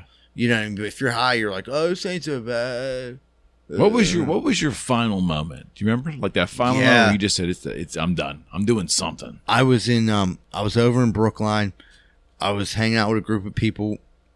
We were like smoking crack. This girl had taken her engagement ring and sold it for crack. Mm-hmm. We're smoking crack. Her fiance comes in, who's also an addict, but he comes in and he flipped out on her, not over the ring, over the fact she smoked all the crack. Mm-hmm.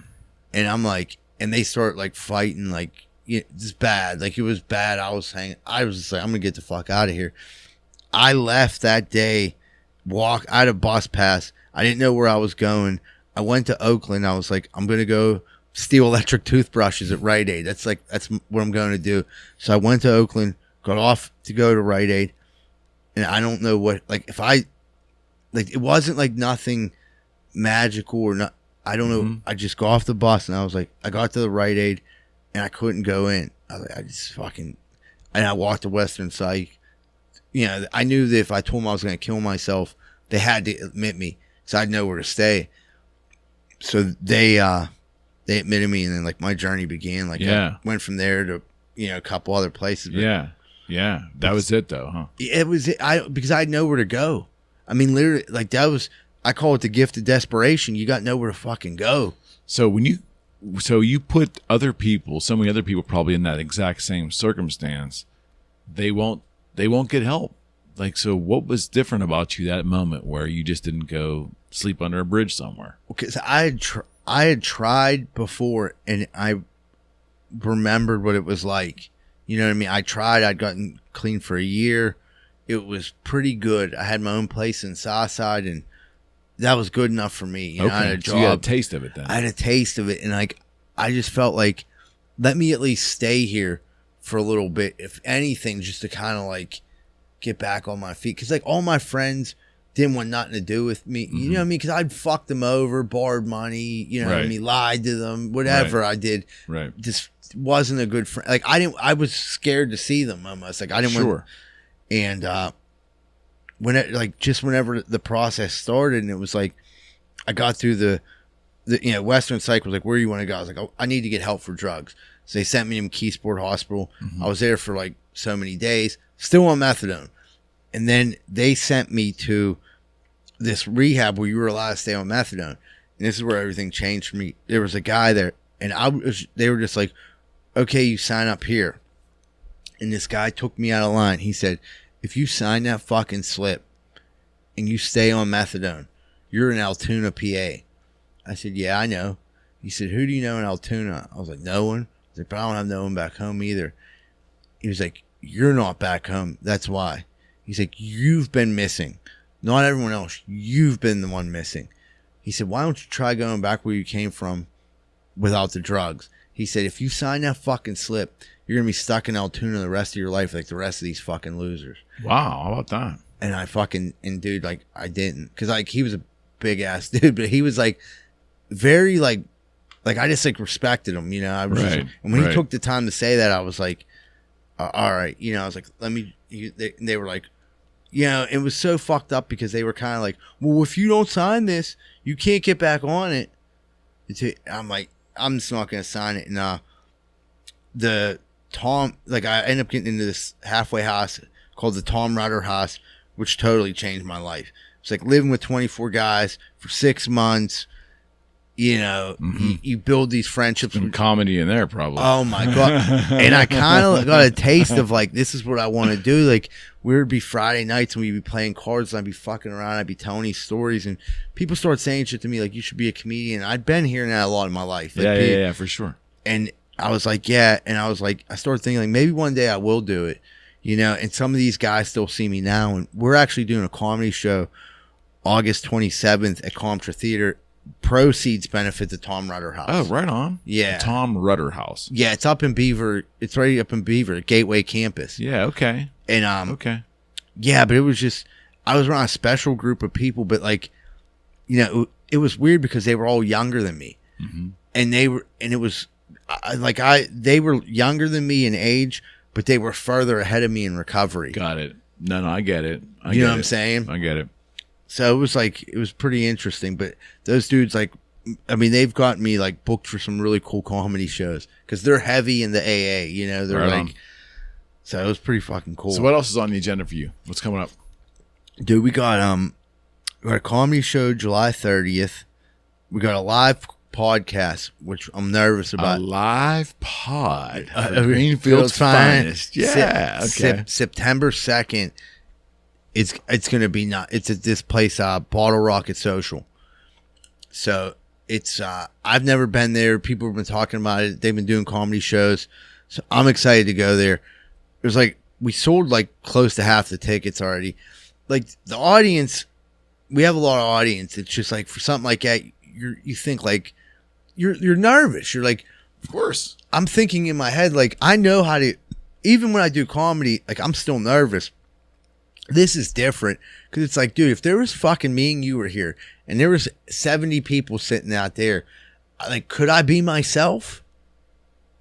I don't know. Could you? You gotta tell me. I mean, that's what I mean. I could be myself. I think I could be myself, Yeah. but that's the thing. I don't want to go up there and not be myself. I get it. That's my biggest fear. No, I get that. It's to try to be like, is hot dog in it and shit like that. Like, I just want to be like how I am on a podcast. Yeah, you will. Yeah. I don't think you have any problem with that, man. That's cool as shit though. Live. Yeah. Greenfield finest live. And just to see like people there and like me and Jack went to New York last year to see Barstool do a live podcast just to see what it was like. Okay. It was good, but they didn't do anything different that would have cost like millions of dollars. Like I was like, this Right. is good. It was interesting. It was funny. I had a good time. I'm glad we went like that. Like I left the show like this was cool, but it wasn't anything like that I thought we couldn't do. Right. You know what I mean? No, Right. I'm not comparing us to. I'm just saying like. The way it was, the maneuver of it all. Right. Like how they were set up. It wasn't like they had a fucking $20,000 projector behind them. It was just regular guys being regular. And I'm like, yeah, I can do that. You know what I mean? So talk, I know we did a little bit before the show, but let's get it on the record. So what was the decision to take it from the basement to the ID Labs? So dude, actually it was because the dude with the basement, Todd DeFazio, got a huge promotion. Oh. And with his family and that, his wife was kind of like, she didn't want him to make him quit the podcast, but he came out and said, I'm not going to have that much free time. And my kid's 5 years old. My daughter's 8. Right. My son's this old.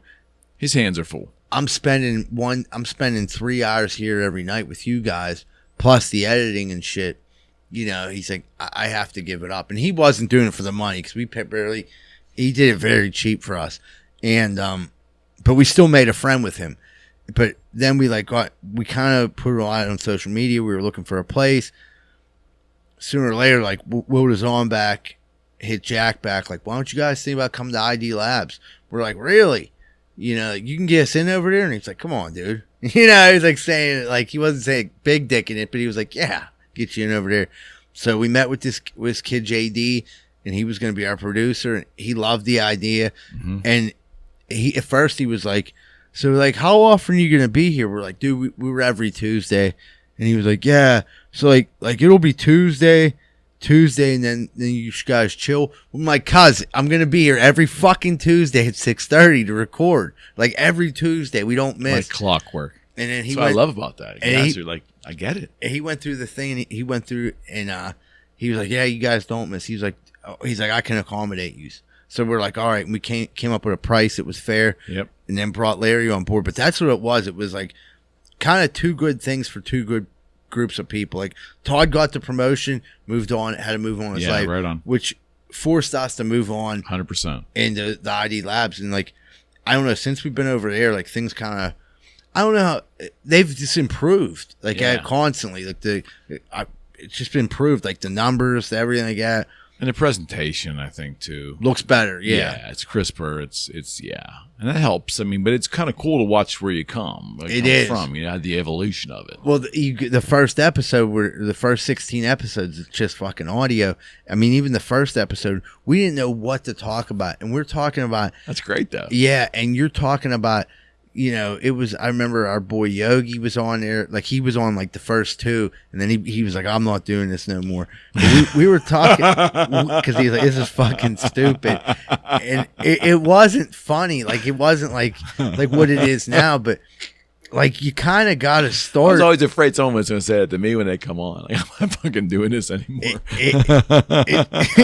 It's just so funny. It's just like you start off and you're like, it's okay if you're not good at first. Like most people aren't. Of course not.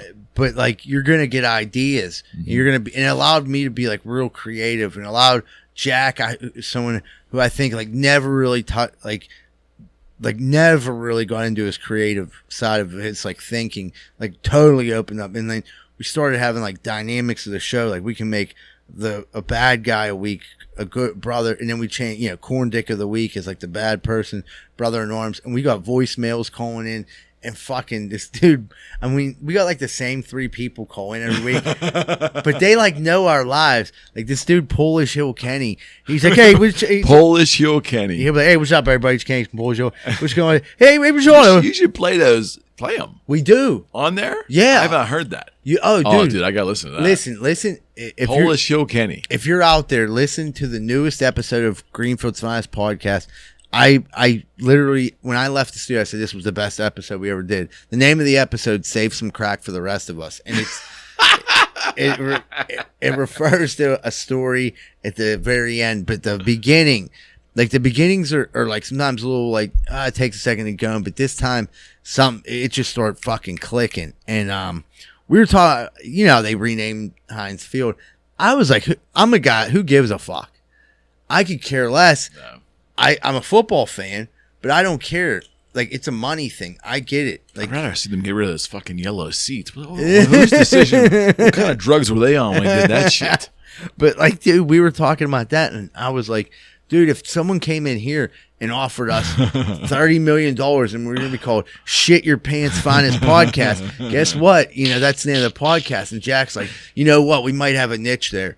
Like if we literally, all of us just shit our pants and sat here for an hour and a half, he was like, I think we could go viral. And like, dude, we just kept fucking, like you never. Probably would go viral. It would go viral. Like them dudes literally shit their pants. Like, and we were like, we voted against it, but like just the thought of like when dudes are being goofy, like you can't, when you're with your buddies and you're goofing off, like you can't put a price tag on it. No, and that's the thing. Like people, oh man, dude, so many people come to me and go, dude, well, where do you find the drive to do that? It's such a grind, and I'm like, man, you don't get it. If I didn't dig it. Yeah, I wasn't having fun, and if the conversations were amazing, I wouldn't do it. I got a lot of things I could be doing with my time, but I'm not doing that. I'm doing this with my spare time, and you love it, and that's it's addicting. It is. You do it, and you always find something to improve on. Like you listen to it, and I'll watch it over again. I'm like, you know what, next week,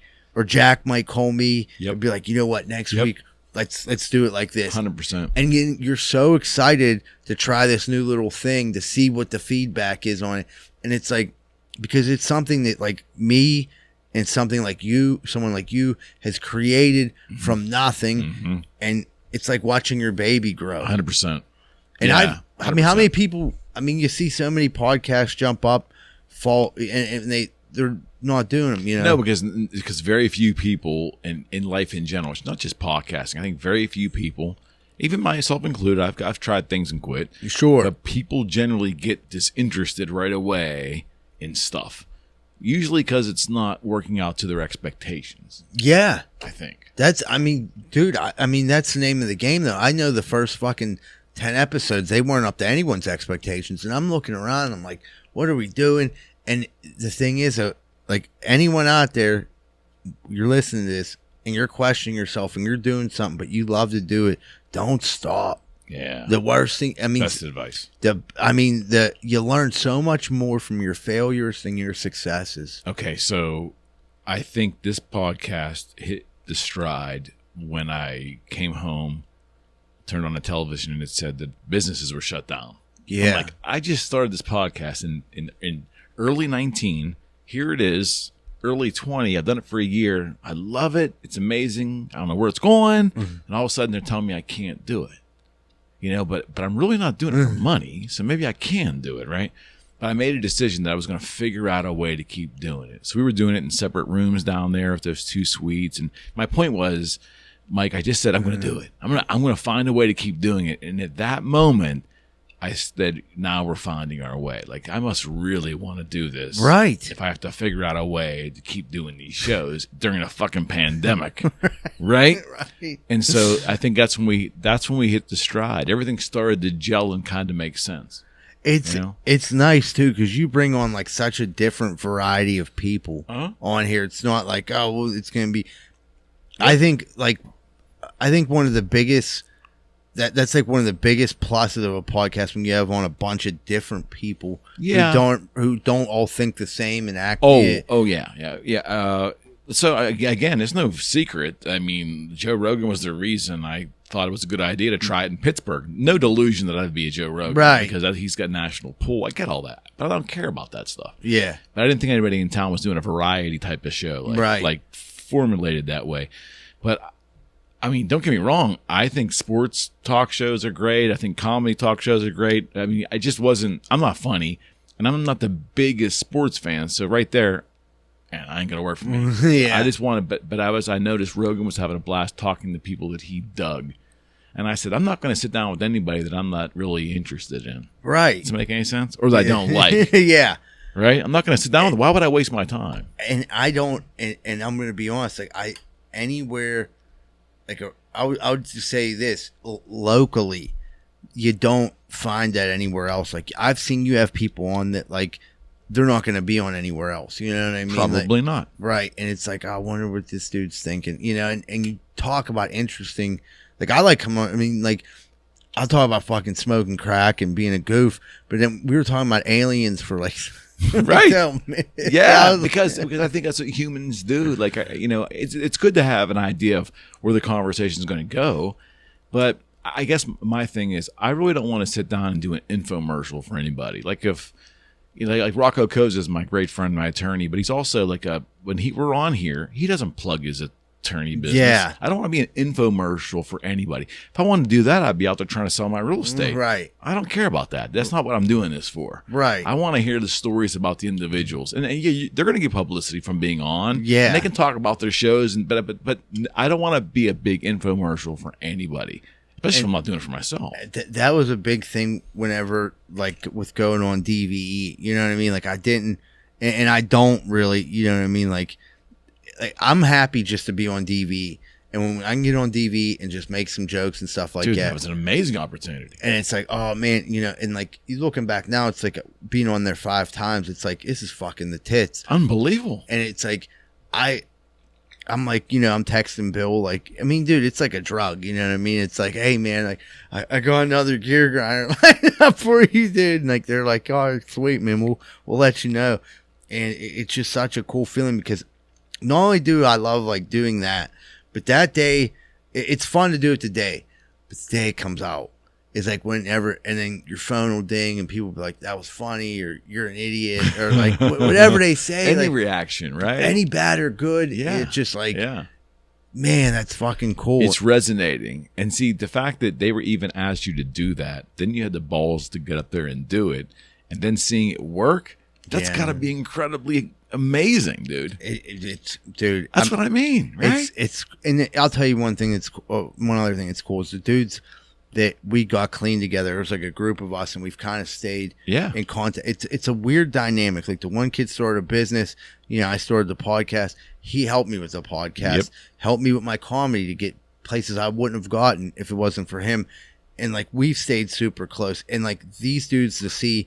Like they get excited when I'm on, you know, like that's my man. Like, and like when shit goes good for him, of course. You know, I'm like, I'm more like, I'm the point, like I'm rooting, like if we don't have any, like I usually don't have problems with people, but like I like to see people fucking doing good.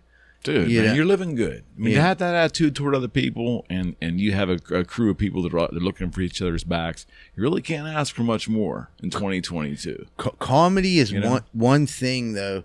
That if I'm gonna be honest when I say this, I sometimes there was a period where like I was wondering like when am I gonna get to do this, and that was naive of me because instead of being like, hey dude, you already got to do some cool shit. And this is months ago before the DV, but I'm like, man, I really, you know, like something would come along like a Matt Light show, and it would like boost my spirits again, be like, yeah, that's fucking awesome. And then I would like look at something else that someone else is doing and be like, man, I wish, you know what I mean? I could do it. Why can't?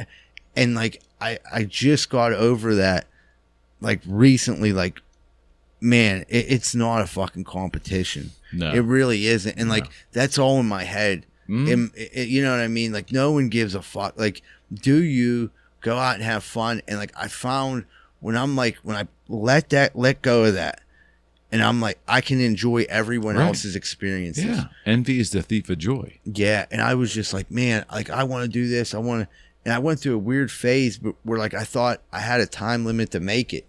Like, and I'm not, and I was like, dude, I'm behind. I'm not gonna. And like the thing is, I already fucking made it. That's the thing. Bingo. That's it, man. That's it. That's it. I'm 56 years old, brother. I mean, most of my life's already complete. So, I mean, you know, who am I in a race with? Right. You know, most of the people that I hang out with have no inclination or want to put on this kind of aggravation. I think it's aggravation. They'd rather be like, you know, having a beer with their buddies, drinking a shot of Jack, watching some sports, playing some golf. That's good living for them. And I applaud them. It's just not for me. Yeah. But I'm not in a race with anybody. Right. It's a shitty way to live. It is. I mean, like, but that was just like one of those things that it bothered me. And like, I'm trying to be honest with people about it because I let people know, like, hey, man, I know how that feels. Like, certainly, like it feels like a rat race. Like if I don't get, and it's not. Like it's we're not in really any When you're in a race, a real race, you can look left and right and see your other people racing next to you. But in life, really, there is nobody left or right of you. You create these people through social media, things that you see. Yeah. But you create your opponents that really aren't there. Dude, you just broke it down perfectly. You know? And that's the thing. And then on top, like I said, it switches over to being like, you see someone doing, I'd say the past couple months now, it's been like, you see people doing stuff and you're like, I'm generally regardless of where I'm at in a friendship with them, but they're like, hey, I got to do it. I'm like, man, that's fucking awesome, bro. Of course, man. Like that's what's up. Of course, 100%. And I just was like, man, I never was that person like to get like envious or to be like, but it was starting to be, I was putting pressure on myself. Like there was this imaginary line I had to cross before 100%. I was a certain age, and it freaked me out. Yeah, and it was all in my head. Oh yeah, we all had them. I mean, believe me, first couple of years in guitars, man, I was looking around everywhere. What's he doing? What are they doing? What are they doing? Every time there would be a new business pop up, I was like, "Whoa, are they stealing my idea?" It was I was neurotic. And even though it's such different spectrums of like what you were doing to what I'm doing, like I bet it was the same emotions. Yeah, you get real protective of what you're doing to the point where it's just envy and jealousy, which it isn't even like it's look, if you had this hammer and I wanted it, then I could be jealous of this hammer because I can see it, right? But I was making this shit up in my head. I didn't Yeah. know who these companies were. Yeah. I was imagining they were selling more guitars than me or making more money than me. I was imagining this stuff. Right. What they were or not, I don't even know. I had no facts. Right. But I still was it was causing all this stress. And We were our own worst enemy, man. 100%. I mean, Yeah. dude, I go see a lady about that. Yeah. I mean, envy is I've heard a lot of great phrases in my day, but envy is the thief of joy. Yeah. That has resonated for so long with me because I'm guilty. I'm guilty, man. I'm not perfect. And once in a while, man, I see things like, oh, that's pretty good. But I walk it back like, hey, you're lucky to have all that you have and what you've experienced. And if there's a good Lord up there, you've been pretty fortunate. You have nothing to complain about. I have two guys I know, they sell real estate. Really don't talk to them much about them selling real estate. Mm-hmm. But I have to imagine, is it a highly competitive market? So, yeah. So I have a weird philosophy. So when you say highly competitive, I think the last 2 years it's been real competitive. Like a house will go for sale and there'll be like 10 buyers for one property. Okay. So is it competitive in that way between like the buyer and the seller? Sure. Am I in competition with other realtors? I never pay attention to that. Yeah. I don't. Again, I don't pay attention to what other realtors do. I don't pay attention to my stats. I can't tell you if I'm a $3 million seller this year or an 8. I know what my commission is and what I'm paid. Who does what in my office? I don't know. I don't belong to any kind of group that like talks about production. Yeah. I know what I need to do to survive and to have a good year, and I go do it. Yeah. And when I'm working a deal with another agent, my philosophy is they're my partner. Yeah. I got to get the buyer and the seller to the closing table so the buyer and seller get what they want, and then I can in turn get paid. Right. So the other agent is my friend.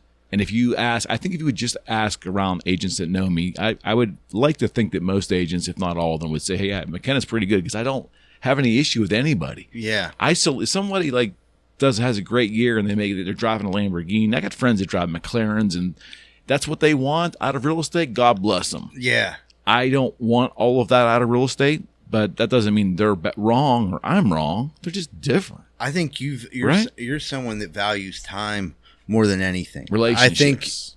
Well, I'm old now. I have to value time. Well, I mean, like the time that you get to do what you want to do. Freedom, man. You come off as the kind of guy like, yeah, if you wanted that, you could go get it. But like, you have like other Within things reason. that are more important than that. If I wanted a Lamborghini and that's all I wanted, then this wouldn't exist. Yeah. And maybe the marriage that I have and, that stuff might not exist. But I would go get that Lamborghini. I'd find a way. I know because I'm wired that way. Believe me, I might have 2 of them. Right. But that's all I probably would have. And see, which is it's insane, right? And I'm not saying there's anything wrong with wanting one. If that's your thing, man, awesome. It's just not for me. That's all. I think that there's a lot of hype about material things that just doesn't bring... And like you're talking to someone who's never really had any material possessions that are like people would want to acquire. I would say the closest thing would be like the sports cards things. You know what I mean? Mm-hmm. But I started realizing, like, even with the sports cards, like people were like, "Oh, it's great, you got those." But like they didn't realize, like, I fucking I got up that morning at 5 a.m. I drove to the flea market that day. I wasted my whole day at the flea market. I probably overspent. I spent money I shouldn't have spent, but then I get to post a picture on Facebook. I got this fucking card. Was it really worth it? Mm-hmm. I could have stayed at home. Me and my girlfriend hung out, probably had sex. You know what I mean? I get it. Made breakfast, but instead in my mind, I'm like, oh, that fucking dude's. In my thought, I was starting to think, like, his tongue is saying crazy. If I don't get out there, and if I'm not the first guy out there to see him, someone's going to get them cards. Yeah, that's a natural reaction. And I'm like, and I started chilling out on that too. I'm like, you know what? Fuck it. This week, I'm going to do what I want. Because I took on a second job. I'm like, I'm already working enough. It's a small job, but I just go clean a bar one day on Sundays. I'm in and out within like an hour and a half. And I kind of like it because now it's become like less like a job and more like part of my routine. Like I'll go down there, grab donuts, do the cleaning. And I used to fly to the flea market, but now I'll either like just go home with these donuts or I'll stop at an AA meeting or something in the day's mine. But that fucking going to that flea market and chasing them cards around, it became like that's my life. Dude. So to share with you a little bit about the lesson of how I got over that was I started buying and selling guitars, which was something I love. I love the instrument. I just love them. And I started loving all kinds of them. And I had them all around me, and they're expensive. Yeah. And then I would get one, and I get another one, and another one. And I started buying this one. And every time I'd buy something to resell, I'd bring it in like, oh, I should just keep this. It's so good. And eventually I was surrounded by hundreds.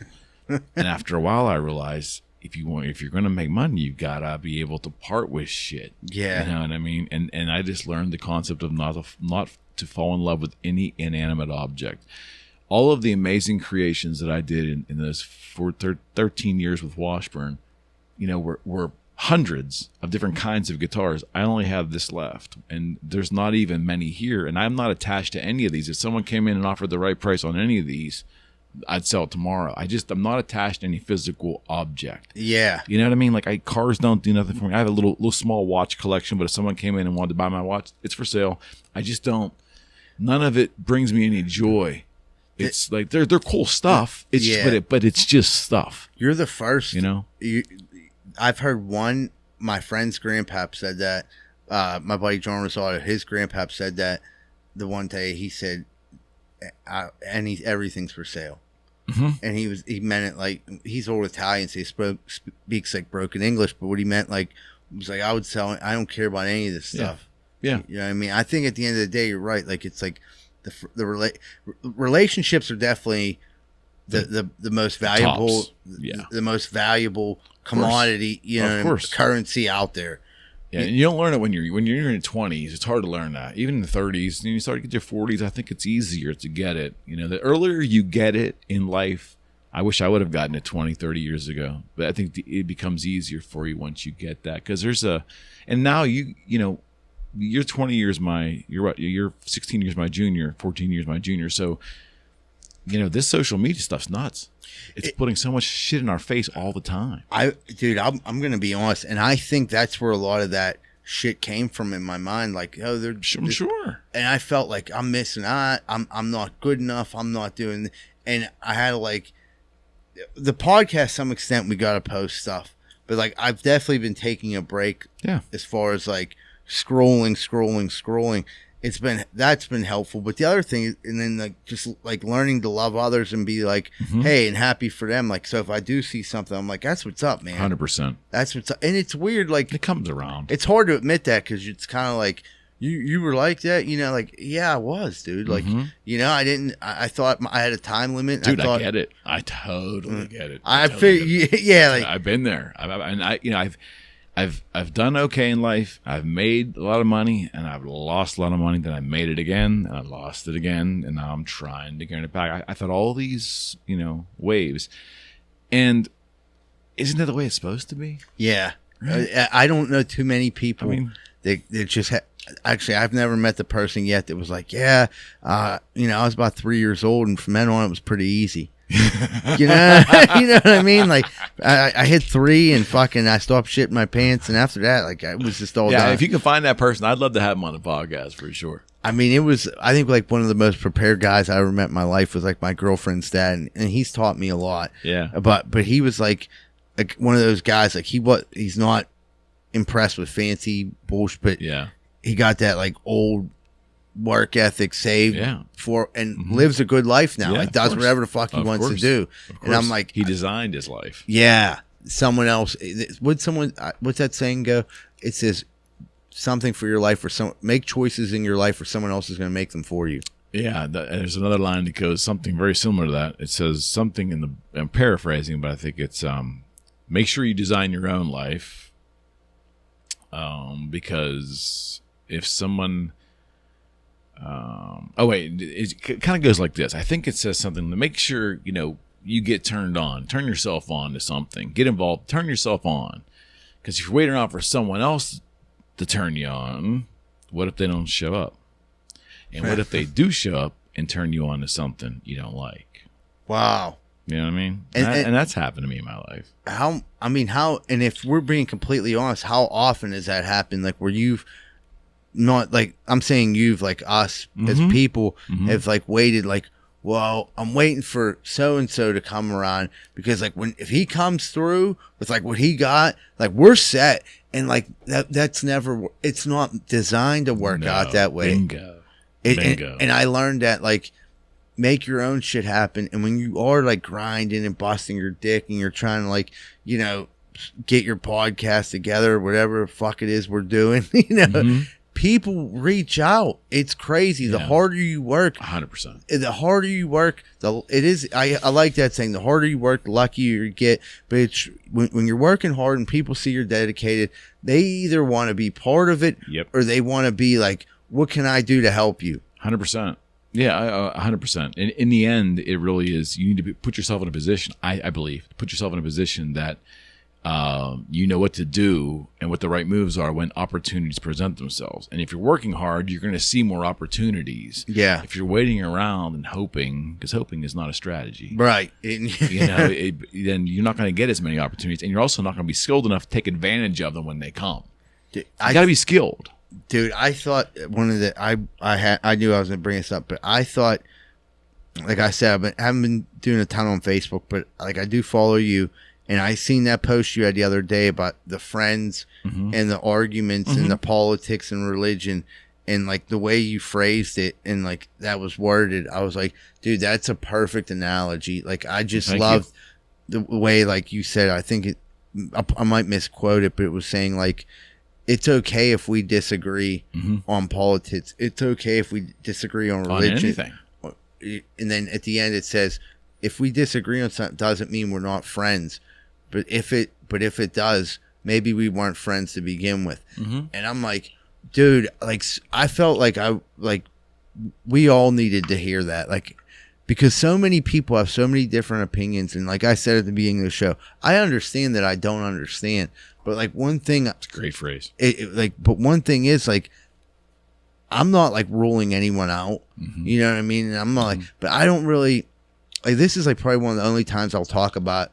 You know, like on my podcast, like we don't get too deep emotionally, except the dude will be like, say like he quit jerking off so he could have sex with his wife. Like he was jerking off too much. And I'm like, yeah, that might be a good idea, cuz that guy was me. So anyway, I was throwing on one of them fucking three guys that ain't here. But yeah, I feel like the internet's a terrible place to have a discussion.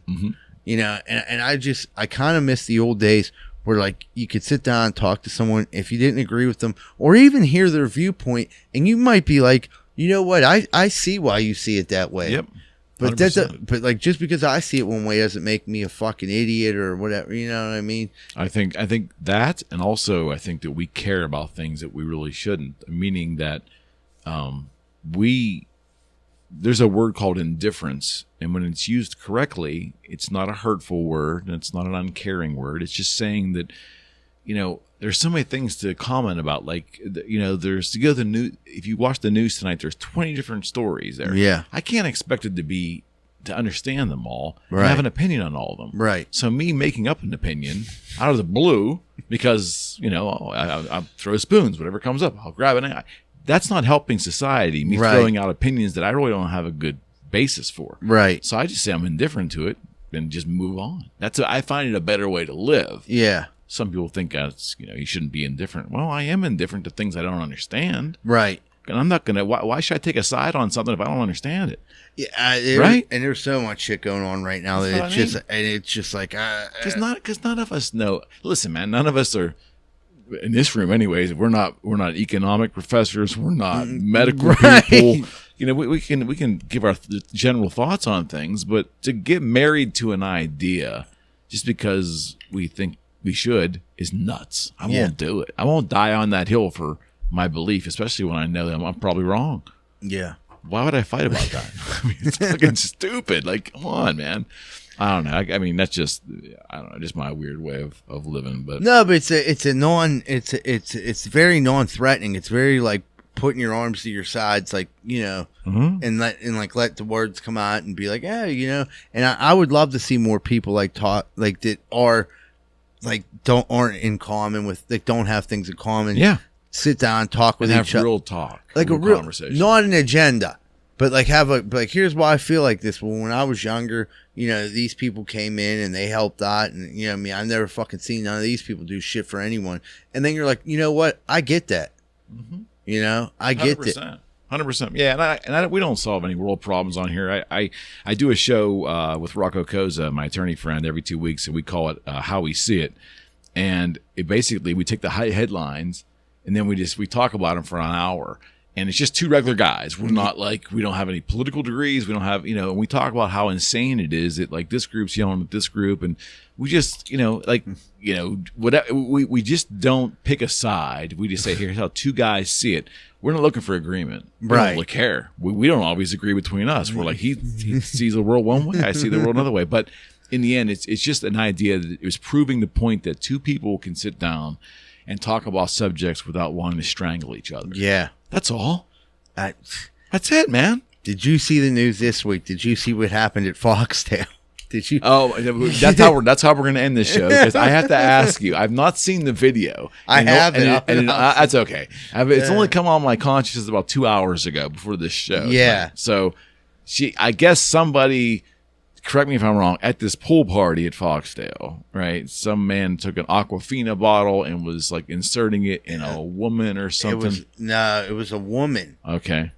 Took the video I seen. It was a woman took a Voss water bottle, which is higher end water, and the bottle's a little bigger too. Ain't it? And just put the you know the drinking part into the vagina, and it like went down there. Like, do you ever watch the show Skinwalker Ranch? I know what that is. So, dude, in that show, they'll like dump water into the caverns to see where it comes out. And like, that's exactly the analogy I gave this. Like, they were just fucking firing water in here, and just water just started shooting out everywhere. How big is this woman? She's not like, she wasn't like a huge woman. Okay. No, she just like had a very powerful vagina. Where do you go with that? Yeah. And I'm like, damn, dude, like that was kind of crazy. And then she spit the water out of her vagina. Okay. And then she queefed it or whatever. Yeah. I just remember like, and then now it's like Foxtail shutting down for a couple. I saw that. To reset, and it's like. To reset what? I don't know. Like, I guess like after something like that happens, like, how do you recover from that shit? I mean, I don't know though. In my mind, I'm like, dude, the South Side's like the Wild Wild West. Like, you know, I guess in my mind, they're like, the judge called that a state of emergency. I said, listen, I went down to state of emergency. I was down that Enclave show. Great show. We had a good time. It was super fun. Leave the show, go home. I get out of there probably like 10:30. Next day, I talked to Matt. Not anywhere around where we were at, but there was a shooting down the South Side. Yeah. And for a period of time, there was like some shootings going on. I think they're like they've died down. Hopefully, for like so no one else gets killed. But like that to me is more an emergency, a state of emergency than a girl shooting water out of her pussy. You know what I mean? I get it. Like, that was very expensive water. But I think no matter how much that bottle of Voss cost up at Sky Bar, it's not worth someone's fucking life, you know? You hear that, Mayor Gainey? Yeah, Gainey was down there, dude. He was down there scoping it out. So, I mean, he was down there the one day. You can't make this shit up, dude. No, dude. You have all the material you could ever want in this town, man. Oh, God. If you just pay attention. But there's going to be, that's the one thing that you're going to get you're going to get 5 million Foxtail jokes come out. You know what I mean? Uh-huh. Don't get me wrong. Now, in a weird way, if I would have been there, you know, that's how you one up the motherfucker who wants to talk about like the Jerry Seinfeld. What do you think it is? A fountain? That's no fountain. I would throw a penny in. And, you know, I'm like, I was there and I was dodging vagina dewdrops like I was Rambo back in Rambo 2, not Rambo 3. Oh, man. Did you have a good time, man? I had a blast, bro. Dude, you are welcome here anytime, man. Thank you. You're not waiting another year to come back. No. We got to do this on a more frequent basis. Absolutely. Sure. Thank you for having me, man. All right, brother. My man. All right, Mike Zydel. Catch them everywhere. If you can't find them, you're not looking hard enough. We're out. We're out.